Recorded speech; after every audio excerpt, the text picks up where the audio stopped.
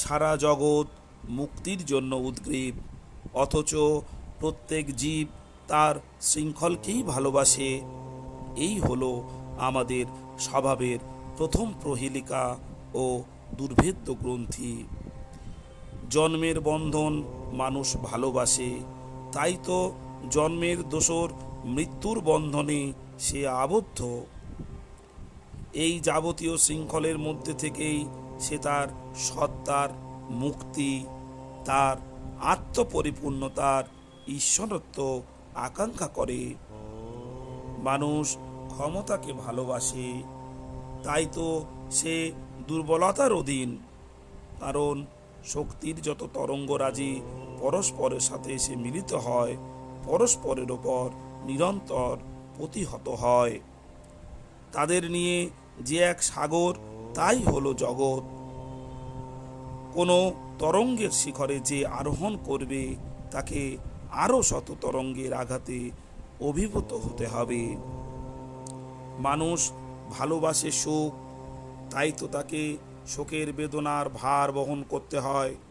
কারণ অমিশ্র আনন্দ কেবল মুক্ত রাগ বর্জিত অন্তঃপুরুষের জন্য।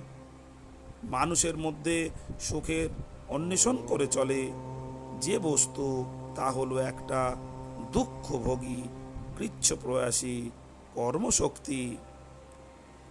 মানুষের ক্ষুধা প্রশান্তির জন্য, তবে সেই সঙ্গেই আবার চঞ্চল মনের আর উদ্বেল হৃদয়ের অভিজ্ঞতা লাভ করবার তৃষ্ণাও তার আছে।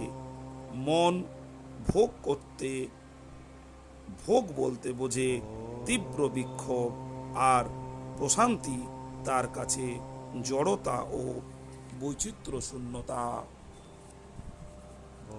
মানুষ ভালোবাসে তার দৈহিক সত্তার সসীমতা, তবুও সে চায় আবার তার অসীম মন আর অমর আত্মার অবাধ মুক্তি। মানুষের ভেতর একটা কি জিনিস আছে, যা এইসব বৈরূপ্যের মধ্যে পায় এক বিচিত্র রস। তার মনোময় সত্তা এ সকলকে জীবনের কারুকার্য হিসাবে গ্রহণ করে। কেবল অমৃত নয়, বিষও তার রসনাকে, তার কৌতূহলকে আকৃষ্ট করে। এ সকল জিনিসের অর্থ আছে, এ সকল বিরোধ থেকেই মুক্তি লাভ করা যায়। প্রকৃতির যোগাযোগ যতই খেয়ালি হোক, তার মধ্যে একটা পদ্ধতি রয়েছে। তার গ্রন্থি যত জটিল হোক, মীমাংসা তার আছে। নমস্কার।